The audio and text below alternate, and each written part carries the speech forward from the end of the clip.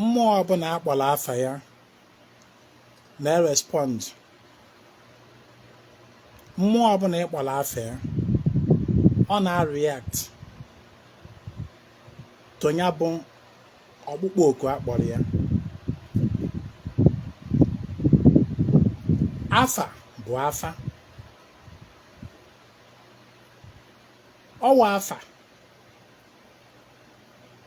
bụ the first identity ife ọbụla nwere.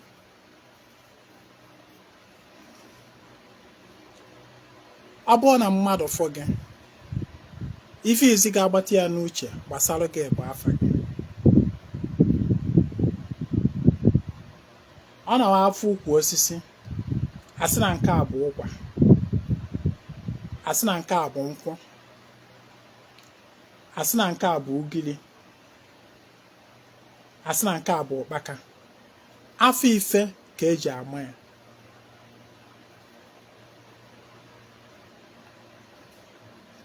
Afa chi gị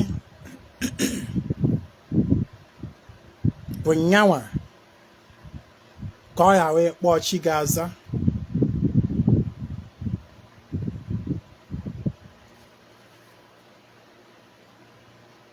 Gịnị bụ afa chi gị ahụ?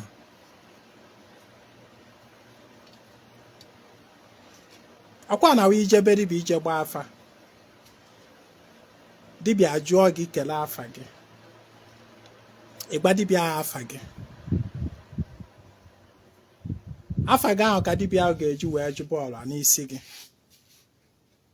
ka ọ na-ajụ, ka ọ na-enweta ansa. Kelee onye na-enye ya ansa ahụ gbasara gị, ọkwa chi gị. Nke anụnwa pụtara na afọ onye bụ afa chi ya. Afọ onye ka chi ya na-aza.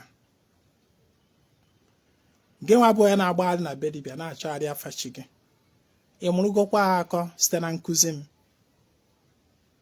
na afọ ahụ ị na-achọ ọ bụkwazi afa gị.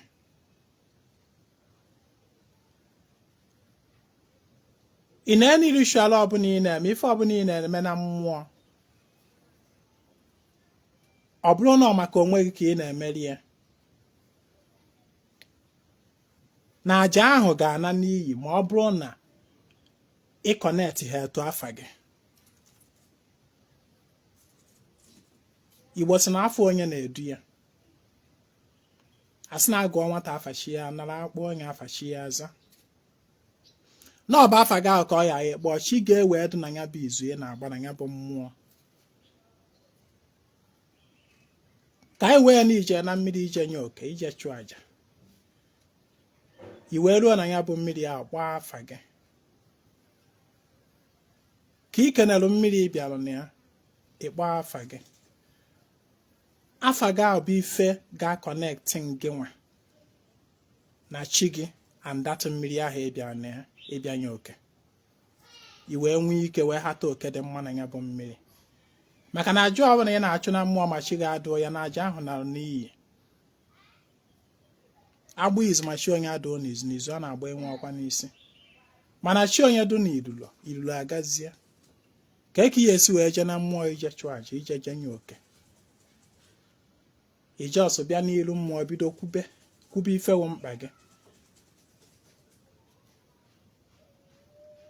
Agbanụ gị na ihe niile nwere usoro. Follow the right process, inweta ihe ị chọrọ. Na ọ bụrụ iruo n'ilu mmụọ ibido gwawa mmụọ mkpa gị, enwere right process to set the channel before you start to draw whatever be your need. Na o kwesịrị ka ị bịa na mmụọ ọbụla ibugoro ụzọ tụọ onye bụ mmụọ afọ eji wee mara ya. Ka ị tụrụ onye bụ mmụọ afọ eji wee mara ya wee kenee ya, ịkpọ afa nke gị nwa. Afa gị ahụ ka ọ ya bụ ịkpọ, chi ga-ewee za, chi ga-ewee bịa, chi ga-ewee dị na ya bụ izu ị bịara ịgba na ya bụ mmụọ. O wee gaziere gị wee mịtara gị mkpụrụ. Maka na ọ bụ mmụọ na-enye ndụ. Ọ bụ mmụọ ya enye ndụ tonya bụ izu ahụ ya na-agba, o wee pụtara gị ife mịta mkpụrụ. Ịghọtago ihe m na-agba gị? Ya ka m na-agwakwazi gị na ikwesịkwazịrị ka ị na-akpọ afa gị, kpọkwa afa nna gị. Nwafe nna bụ isi nka. ịkpọ afa nna gị maka na ị nwere ancestry, o nwere ebe isi. Ịkpọ afa nna gị, ịkpọ afa nna nna gị, at least these two, maka na o nwere ike ma nna ya aka nọrọ ndụ mana nna nna gị anọrụgo na mmụọ. Nwekwa ike ọ bụrụ na both ma nna gị ma nna nna gị anọrụgo na mmụọ.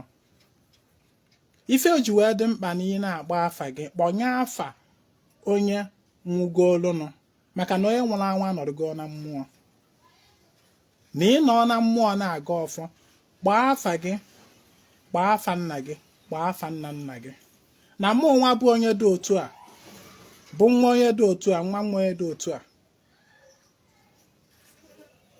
n'oge bịa na gị wụ mmụọ wee na-ekwu ihe dị otu a maka na mmụọ ndị ahụ ịkpọrọ, nna gị ahụ ịkpọrọ na nna nna gị ahụ ịkpọrọ, ka ị kpọrọ afafa fa ga-abịa na ya bụ mmụọ n'ebe ahụ ị nọ wee bịa haziere gị okwu, haziere gị ọnọdụ na ya bụ mmụọ maka na ọ nwata ka ị bụ.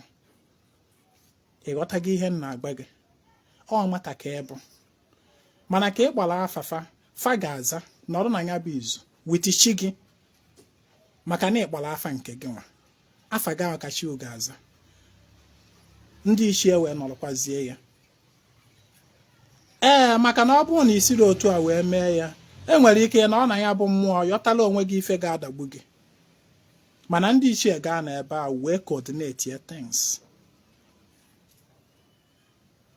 Agbara m gị na ike nakwa ikikere abụla ofu. Ị nwere ike mana ikikere rest with your ancestors. Ọ mfanwa ji ikikere. Ekenekwa ngọngọ abụ onye na-ege m ntị. Cheta na onye na-afọ obichi nọ nso, Ezinwa Anaedo, Akajiọfọ Ezinwa Anaedo. Ọ bụrụ na ị nweta ozi a, pinye aka na share button, tụsa anya bụ ozi ka ndị ọzọ nwetakwazie ya. Chọkwazi iso ya na ajasara ka ya na-achụ na obi anyị kwa mkpọ. Ịkpatụọla m n'inbox WhatsApp 08032477868. Dịka m si ekwu, gụnwa bụ onye ka na-agbagharị na bedibia achọ chi gị, achọ afa chi gị, ị na-efukwa efu, ị na-eme mistake. Ekene ngo.